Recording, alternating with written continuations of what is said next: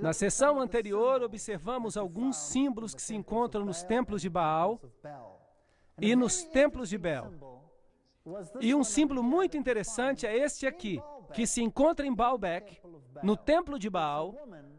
É uma mulher com uma taça na sua mão.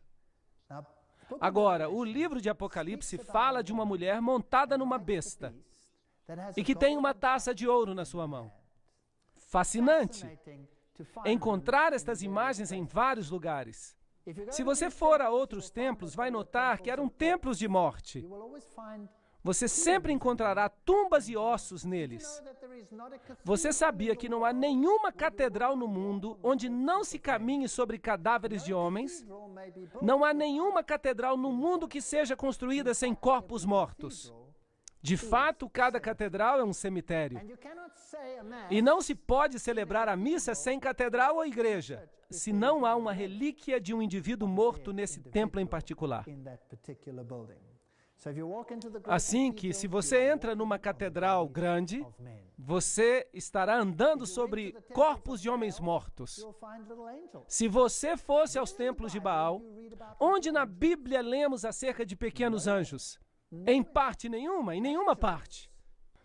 Os anjos são descritos na Bíblia como seres masculinos de grande poder, seres magnificentes. No templo de Baal, eram reduzidos a pequenos anjos, como Cupido, pequenos anjos gordinhos. Ali estão os do templo de Baal. Onde os encontramos hoje em dia? Vamos encontrá-los em todas as igrejas. Agora, observemos aqui em cima um simbolismo interessante que está no teto. Vamos nos aproximar mais e encontraremos uma águia de pé sobre uma chave. Há muitas igrejas que usam este símbolo hoje. Ali temos o grande deus Osíris, com asas e cones de pinho, e os deuses e as deusas da luxúria, do desejo, dentro dos hexagramas e dos hexágonos. E os hexagramas e os hexágonos ficam no teto do templo de Baal. Como você pode vê-los ali, se você olhar para cima? Esta é a cidade das palmas, Palmira. E tem a maior coluna que ainda existe nos dias de hoje. Ainda hoje há palmeiras por aqui. Este é o maior conjunto de colunas romanas ainda existente. E se você observar, elas ainda são magníficas. E se você olhar na parte de trás, há o templo de Bel. Agora, a palavra Bel é usada pela indústria de maneira exclusiva. E você encontrará inúmeras alusões a Bel no mundo de hoje. Ali está o templo de Bel. Este é o templo mais bem preservado de Bel no mundo. Provavelmente uma forma de Baal. E este é o pátio, na parte de fora do templo. Este era o lugar onde se ofereciam sacrifícios. Também tinha um lugar santo e um lugar santíssimo. Estava estruturado no mesmo plano, basicamente, que o templo de Israel. Mas, seguramente, Satanás é um anjo caído do céu e ele também tinha os seus planos. Assim que o templo dele é uma falsificação da história celestial.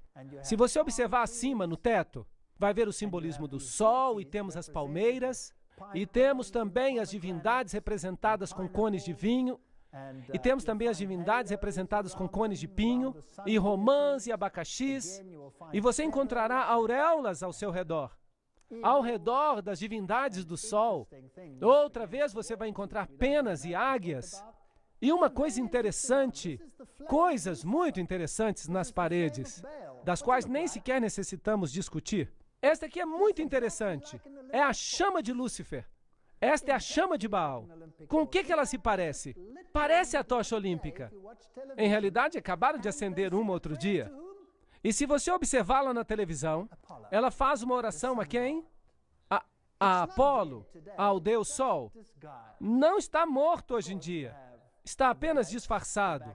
Seguramente temos as uvas de Baco, temos as flores de lis e os triângulos e as esfinges, com os seus peitorais, representações femininas.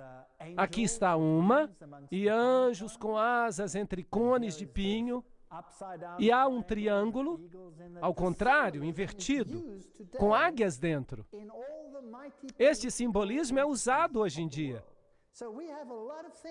por todas as entidades políticas do mundo. Assim que temos muitas coisas que perceber no livro de Apocalipse. A águia em todas as suas formas é um símbolo de muitas nações. Assim que o livro de Apocalipse vai nos contar acerca deste grande conflito entre o bem e o mal. Este grande conflito entre a idolatria e a adoração ao Deus verdadeiro. Vamos examinar coisas que vão deixar você surpreso. Vamos ver os detalhes que se passam por trás das cenas. Como o mundo de hoje está se movendo para colocar no trono outro poder. E o livro de Apocalipse nos adverte acerca dessas coisas. Assim que vamos analisar o primeiro capítulo, verso por verso. Revelação de Jesus Cristo, as quais lhe deu para mostrar aos seus servos as coisas que brevemente devem acontecer. Que maravilha! Portanto, ele nos dirá antes do tempo que vai acontecer. Agora, se alguém tem o poder de dizer a você exatamente o que vai acontecer antes de acontecer, não é essa uma pessoa em quem se pode confiar? Eu diria que sim. De fato, foi a profecia que me mudou de um homem ateu para um homem crente. E a experiência me ensinou a seguir a Jesus Cristo. Ele não está apenas no papel, ele é real. Tem crédito, é confiável e as suas promessas são verdadeiras. Ele diz, nunca te abandonarei, nem te deixarei. E eu descobri que ele é digno de confiança. E disse, e pelos seus anjos as enviou e as notificou a João. Assim que João está agora recebendo o qual testificou da palavra de Deus e de todo o testemunho de Jesus Cristo, de tudo o que se tem visto. Portanto, ainda que vamos falar de coisas bem terríveis, nas conferências por vir, eu os advirto de novo. Vai ser algo que vocês jamais escutaram. E algumas pessoas, quem sabe, me dirão, por que você está tão concentrado nas coisas que o mal está fazendo? Por que não fala apenas de Jesus? Gostaria de falar apenas acerca de Jesus. Mas há um problema. Como você se sentiria se tivesse um filho que você realmente ama? Vamos falar de amor. Digamos que você tem um filho e você realmente ama esse filho. Mas você sabe que seu filho está ocupado fazendo coisas indevidas e que esse filho vai ser destruído se continuar por esse caminho. Como é que você se sentiria? O que você faria? Não serve de nada continuar dizendo ao filho o quanto o amamos, porque este filho está distraído com o que o está absorvendo. Seguramente, se o seu filho está envolvido com drogas, é muito importante mostrar-lhe o quanto o amamos, mas também é importante adverti-lo. Sim ou não? Sim. Então é isso que temos que fazer. Quando nós educamos os nossos filhos assim, o que estamos fazendo? Advertindo dos perigos das drogas. Certo? E se dizemos ao filho que vai acontecer com você isto, será que ele vai ouvir? Não. Algo de especial tem que acontecer no coração.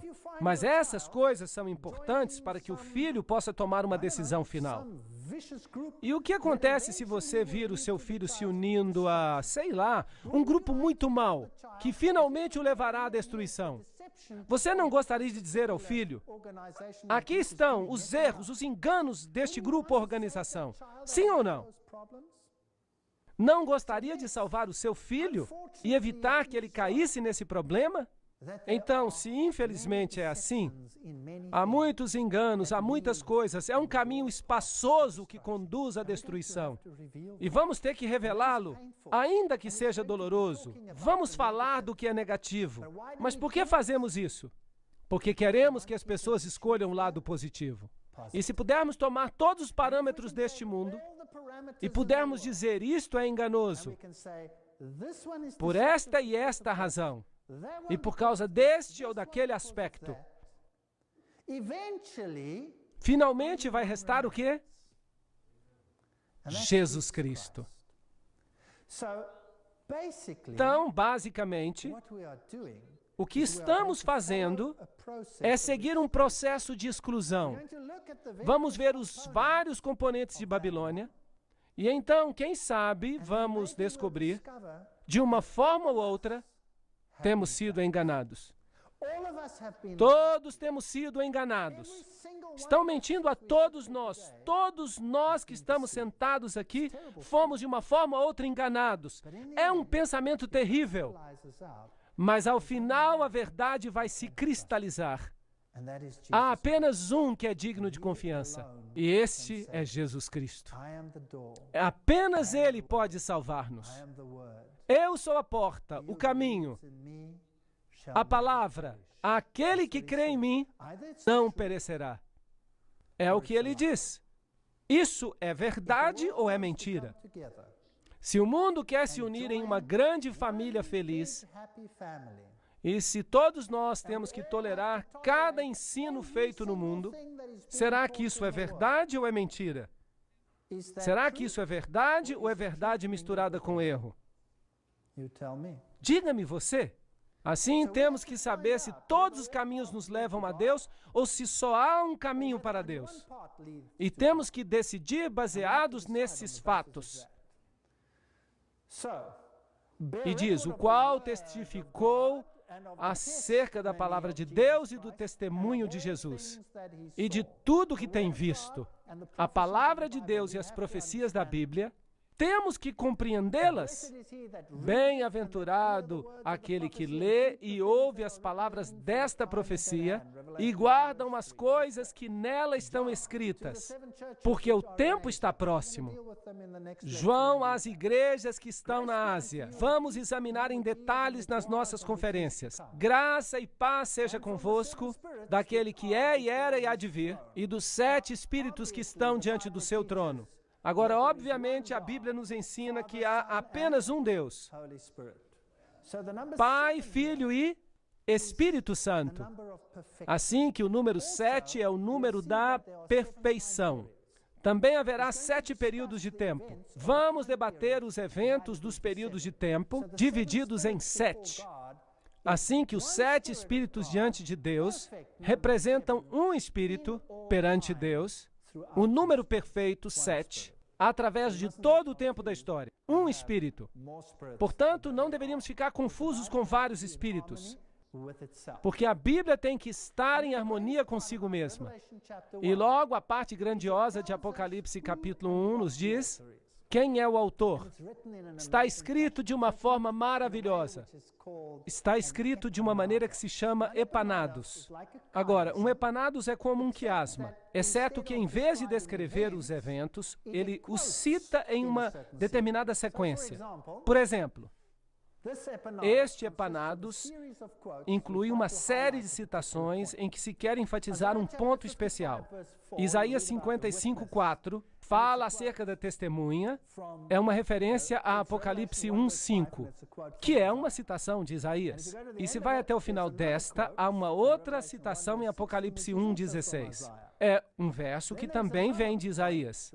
Então, há outro ponto, o segundo ponto mencionado. Apocalipse 1:7 fala acerca da vinda nas nuvens, é uma citação de Daniel 7:13. E há outro no final aqui, Apocalipse 1:13, onde se fala acerca do sacerdote, e é uma citação de Daniel 7:9.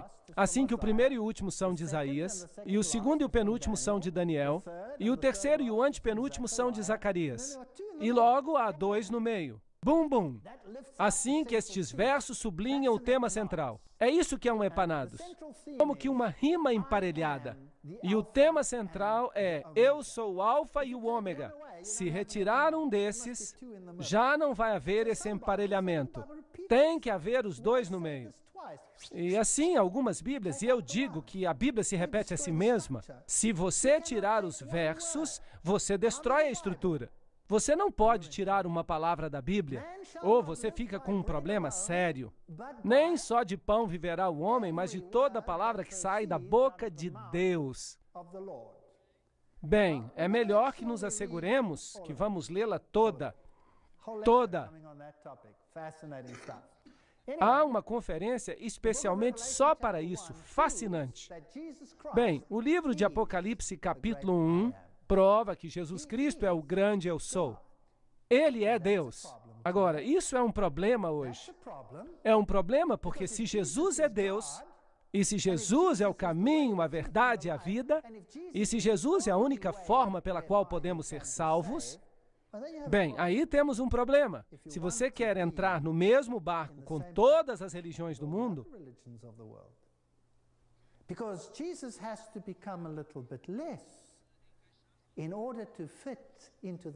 porque Jesus então terá que ser diminuído para que possa ficar no mesmo nível que os demais. Bem, obviamente, o mundo não pode permitir que um grupo diga que tem uma religião superior. Uma religião superior a de qualquer outro grupo. Não pode ser. Está de acordo comigo? No mundo em que vivemos hoje, não se permite isso. Assim que Jesus tem que se tornar menos importante para que os outros possam ser mais importantes. Como é que vamos fazer isso? Cria-se a dor da exclusividade. Em outras palavras, você faz com que ser exclusivo seja algo tão doloroso que isso obriga as pessoas a serem menos exclusivas. Isso faz sentido? Pense nisso. Ou ele é ou não é o que diz ser. E da parte de Jesus Cristo, que é a fiel testemunha, o primogênito dos mortos, o príncipe dos reis da terra, aquele que nos ama e no seu sangue nos lavou dos nossos pecados. É isso que se diz acerca de Jesus? Sim ou não? Isso é exclusivo, especial, ou é uma coisa igual a todas as outras? Eu não estou fazendo graça com outras religiões. Eu só estou fazendo uma pergunta. Será que Jesus está no mesmo nível de, por exemplo, Buda? Considerando este texto em particular, sim ou não? Está no mesmo nível de Zoroastro? Está no mesmo nível de Shivas? Sim ou não? Osíris? Sim ou não? Não. Porque ele é diferente. Ele nos amou, nos lavou, é o Rei dos Reis, é o príncipe de todos eles, e ele é o único que pode salvar.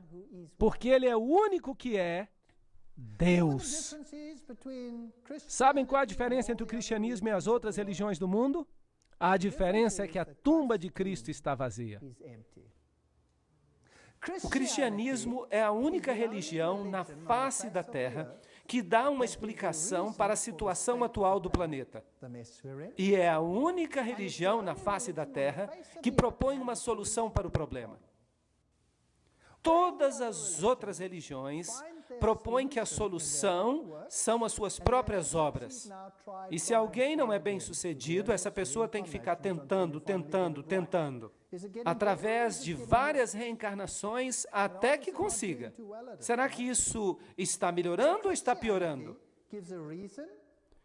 Portanto, o cristianismo nos dá uma solução e nos diz por quê e como.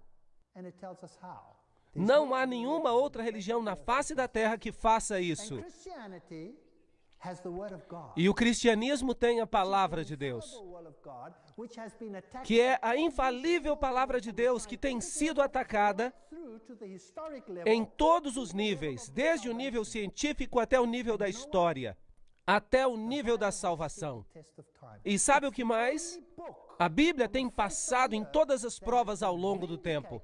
E é o único livro na face da terra que tem sido justificado, reivindicado cientificamente, arqueologicamente, historicamente e em termos da sua premissa de salvação. Este livro pega as pessoas onde quer que elas estejam e as transforma em pessoas diferentes. Não há nenhum livro como este. E ainda que todo mundo ensine algo diferente, como estão fazendo neste momento, creiam que estão fazendo isso, então peguem esse assunto da evolução e da criação e deem uma olhada. Falo isso com base científica. Eu fui professor de universidade por mais de 30 anos. Fui professor de zoologia. E provavelmente eu era o único naquela universidade secular que não cria na evolução. Isso exigiu muita coragem.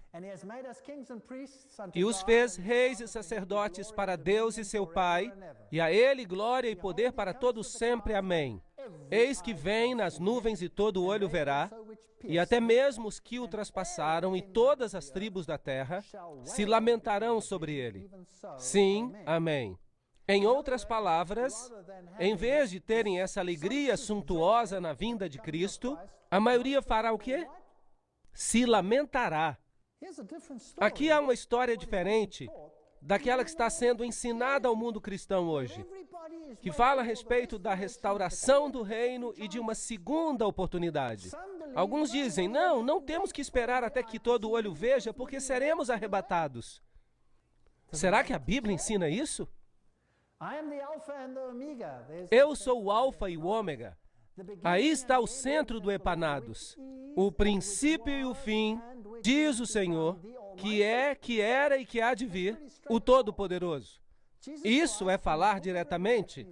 Jesus Cristo, no livro de Apocalipse, não é somente identificado como Rei dos Reis e Salvador do mundo, mas é identificado como Deus. Se fazemos de Jesus menos do que Ele é, então temos um problema, porque deixamos de ter um Salvador.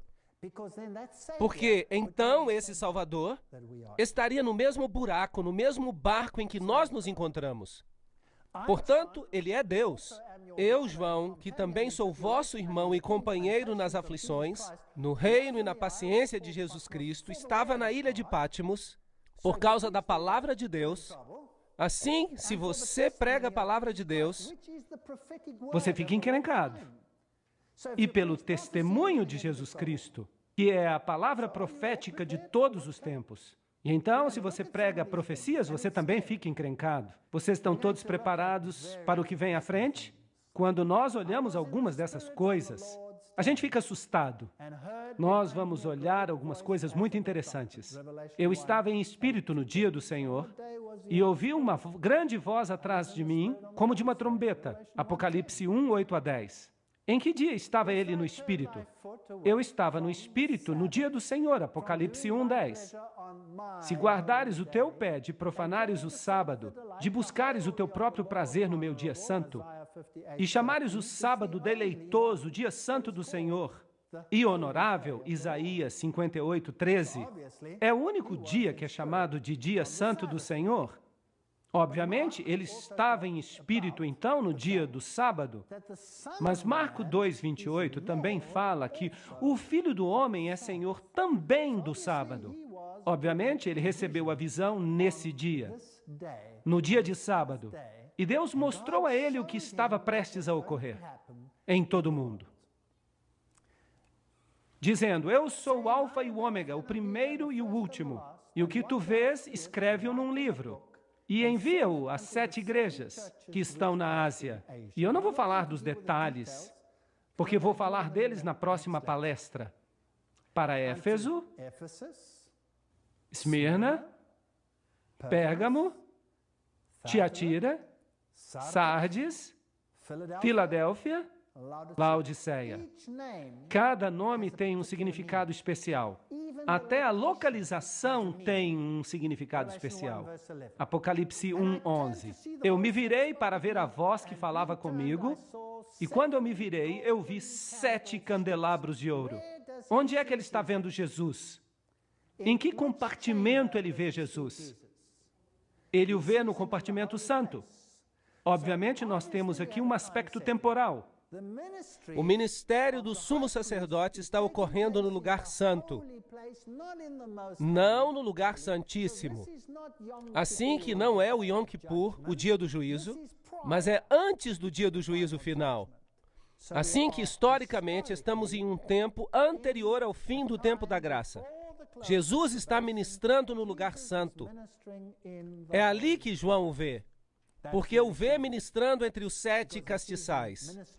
Historicamente, isso é importante. Se você observar a rota postal antiga, você vai ver várias cidades. Éfeso, Esmirna, Pérgamo, Tiatira, Sardes, Filadélfia, Laodiceia. Essa é a mais antiga rota postal. E vamos cobrir este tema na próxima conferência. E ele então tem essa grande visão que ele está ministrando entre os 7 castiçais de ouro. E os castiçais simbolizam o quê? A luz do mundo.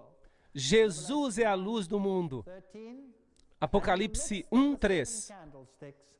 E no meio dos 7 castiçais, um semelhante ao Filho do Homem. Jesus, o sumo sacerdote que ministra por nós. Ele é a luz do mundo.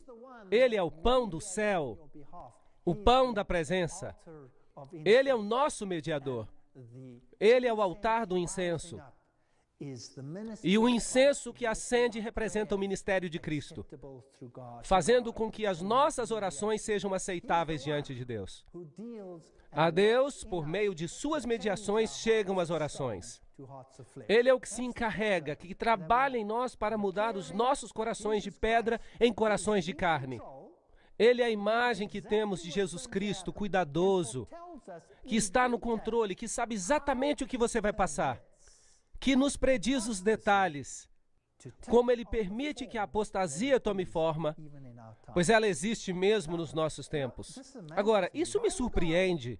Se eu fosse Deus, teríamos um problema sério. Graças a Deus que eu não sou Deus.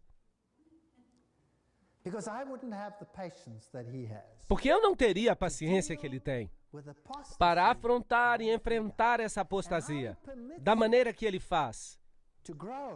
Como Ele permite que ela cresça e dê fruto, para que todos possam ver o que ela é. Por certo, se você olha para o mundo hoje em dia, é um lugar prazeroso? Não, já não é um lugar prazeroso. Em alguns países, eu venho da África do Sul, as nossas casas viraram prisões. Há assassinatos à direita e à esquerda, e por todos os lados foram assassinadas. É horrível o que está acontecendo. E ninguém, nem mesmo sabe, se você toma um país como o Zimbábue, que estão sendo expulsos de suas terras, já não há santidade de nada. Estamos vivendo em tempos horríveis. Já não é seguro para uma jovem, já não é seguro para um jovem nesses dias sair para caminhar sozinho. Em que tipo de mundo estamos vivendo? E se você olha as coisas horrendas que se veem no mundo hoje, talvez, quem sabe, você se pergunte, como Deus pode permitir isso? Deus está permitindo que o pecado e a apostasia amadureçam até o ponto em que todos possam ver o que significa escolher contra os caminhos da justiça de Deus em favor dos caminhos dos homens. Esse é um ato de amor. E no meio desse temor e confusão, há um lugar de paz, para onde Ele nos chama, dizendo, vinde a mim, todos os que estáis cansados e oprimidos, e eu vos aliviarei. Então podemos, no meio da confusão, encontrar paz. Podemos escolher caminhar através da vida e olhar para os espinhos e sarças e cardos. Ou podemos escolher olhar para as flores, e para os lírios, e para as frutas formosas. A escolha é nossa. E se escolhermos um lado, escolhemos a tristeza. E se escolhermos o outro lado, a outra possibilidade, em meio à tristeza poderemos ter paz. E é isso que Jesus é. Ele é o que está no meio dos castiçais. Ele é a luz do mundo. Mas os castiçais representam as igrejas que levam a luz ao mundo através dos séculos. E no meio dos 7 castiçais, um semelhante ao Filho do Homem, vestido até os pés com uma roupa comprida e cingido pelos peitos com um cinto de ouro. Estou citando da versão inglesa, King James. Assim que as palavras podem soar um pouco antiquadas, mas pelo menos temos todas as palavras ali. E a sua cabeça e os seus cabelos eram brancos como a lã, como a neve, e os seus olhos como chamas de fogo. Nada lhe escapa, perfeita justiça. E os seus pés como latão reluzente, como se tivessem sido formados numa fornalha. E a sua voz como a voz de muitas águas. Apocalipse 1, 13 e 15. Essa era a voz de Deus. Jesus é descrito como Deus, não como um ser criado.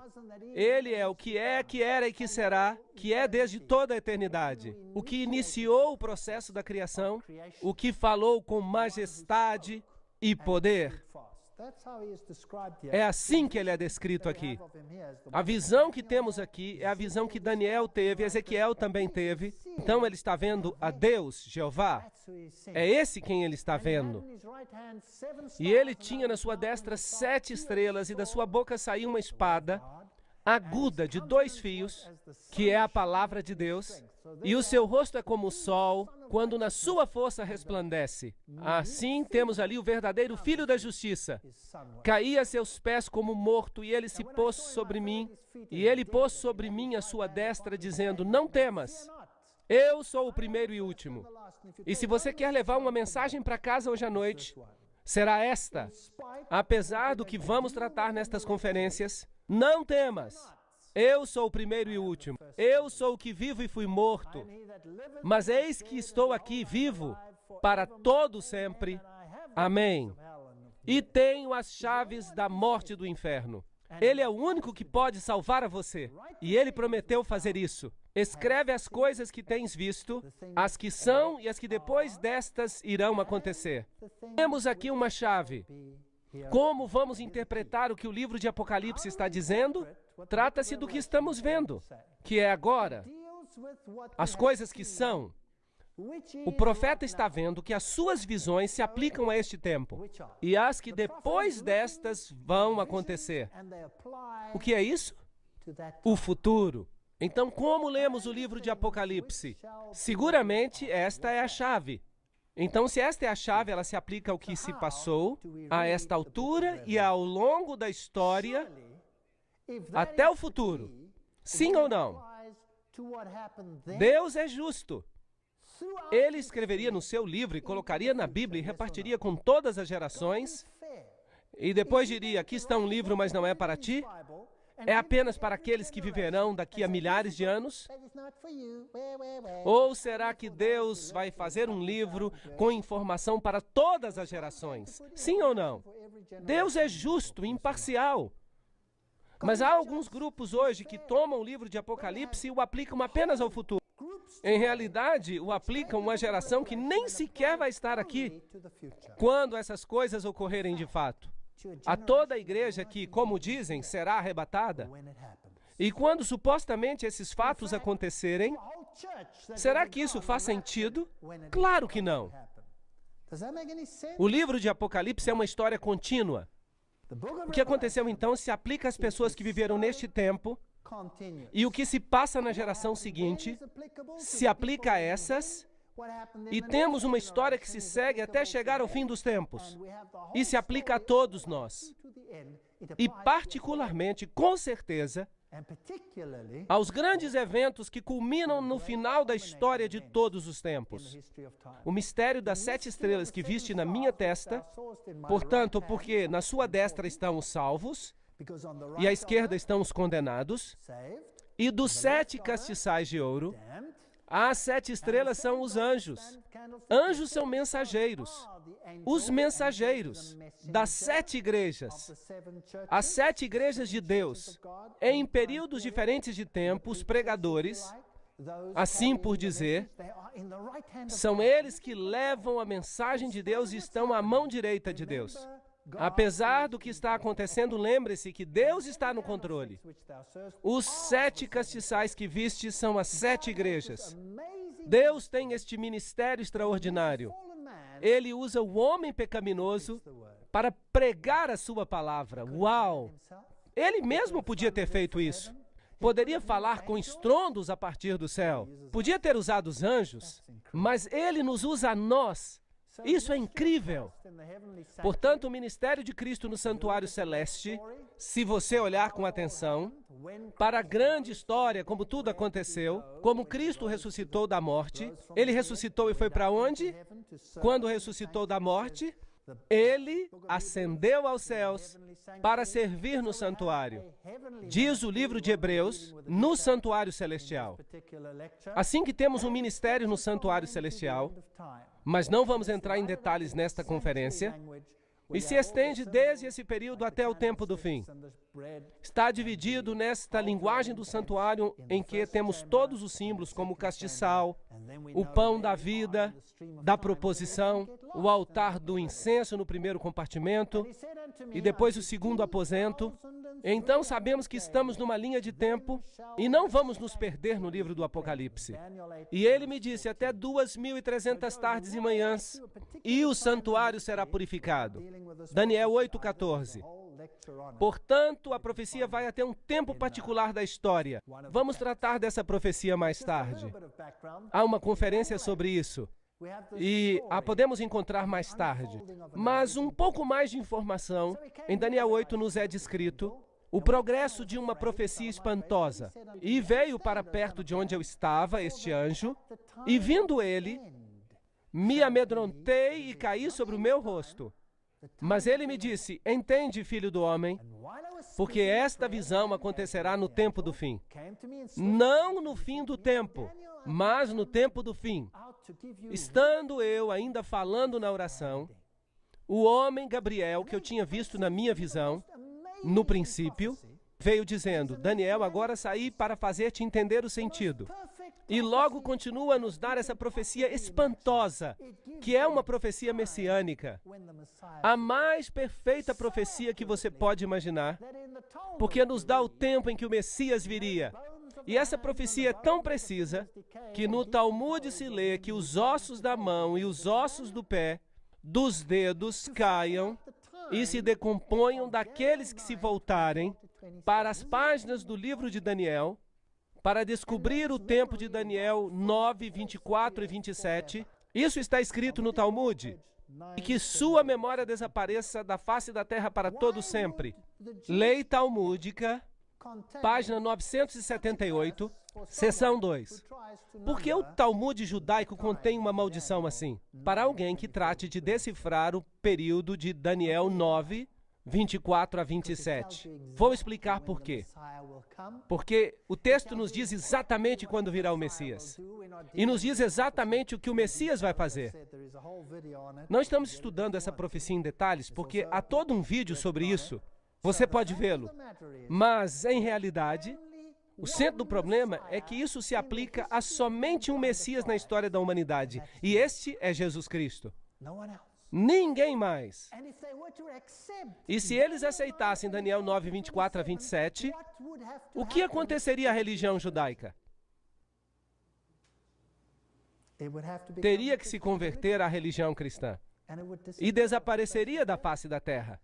E isso é algo que eles não querem. Assim que é melhor maldizer aquele que analisa essas páginas. Elas nos dizem quando o decreto sairá, elas nos dizem quando o Messias começaria o seu ministério e nos dizem quando o Messias morreria. 31 depois de Cristo. E nos dizem quando o Evangelho iria aos gentios. É uma profecia espantosa. É uma profecia de 2.300 anos. Que aborda esse tremendo período de tempo, desde o momento quando se publicou o decreto para restaurar Jerusalém, até o tempo do juízo. E há uma data ali, 1844, porque os 2.300 dias proféticos, ao se somar tudo, dão 2.300 anos a partir da lei. E a Bíblia nos diz no livro de Números e no livro de Ezequiel, que podemos equivaler um dia a um ano profético. Logo chegamos a uma data interessante, mas vamos ver sobre isso em outra conferência. É muito complicada para analisarmos tudo agora. E logo há um tempo que a Bíblia chama de tempo do fim. Estamos vivendo nesse tempo agora mesmo. E logo chegaremos ao tempo da eternidade. E a Bíblia nos ensina que Jesus está seguindo com o seu ministério, como foi tipificado no serviço do santuário terrestre. Hebreus 9:11. Mas vindo Cristo, sumo sacerdote dos bens futuros, por um maior e mais perfeito tabernáculo, não feito por mãos, isto é, não desta criação, não é terrestre, nem por sangue de bodes e bezerros, mas por seu próprio sangue. Entrou uma vez no santuário, Hagion, havendo efetuado uma eterna redenção por nós. Ponto muito importante. Isso é o que diz a versão King James em inglês. Algumas traduções modernas não dizem isso, assim que trocaram o lugar santo pelo lugar santíssimo. Então temos um problema, porque agora o ministério de Cristo tem que se mover no tempo. Mas isso é uma história complicada da qual vamos tratar depois. Não pode ser no lugar santíssimo, tem que ser no lugar santo, porque se fosse no lugar santíssimo, não diria Hagion, mas Hagia Hagion. E não diz isso, diz apenas Hagion, que significa santuário. Hebreus 9:12. Nem por sangue de bodes e bezerros, mas pelo seu próprio sangue. Assim que este ministério pode ter começado apenas uma vez, quando Jesus morreu. Por isso, Jesus deve ter entrado no santuário para iniciar esse ministério, somente depois da sua morte. O que significa que ele entrou no primeiro aposento e não no segundo aposento, porque o sumo sacerdote só entrava no segundo aposento uma vez por ano. E no livro de Apocalipse, onde vemos Jesus servindo? No capítulo 1, ele está entre os candelabros. Assim que não podemos distorcer a Bíblia aqui e ali. Talvez isso seja agora um pouco complicado, mas simplesmente registre isso, não se preocupe com tudo agora. Nós vamos entender mais tarde. Hebreus 9:3. Mas depois do segundo véu estava o tabernáculo que se chama o Santo dos Santos, Hagia Hagion. O sumo sacerdote ia uma vez por ano. E aqui temos uma história diferente. Quando é que Jesus fez isso? Obviamente, algum tempo depois da sua ressurreição. Assim que a pergunta que tenho para vocês nesta noite é que se temos um sumo sacerdote, e se esse sumo sacerdote é Deus, e se esse sumo sacerdote é o único, como é que podemos ser salvos pelo seu sangue? Então temos que escolhê-lo acima de todos os outros. Se não existe nenhum outro nome entre o céu e a terra pelo qual possamos ser salvos, então temos que escolhê-lo acima de todos os outros. Mas eu tenho algumas notícias para vocês. Se vocês o escolherem, vocês vão ter problemas. Mais cedo ou mais tarde, seja no seu círculo imediato de amigos ou num círculo mais amplo. Mas eu e a minha casa decidimos servir ao Senhor e eu os convido a fazer o mesmo. Obrigado.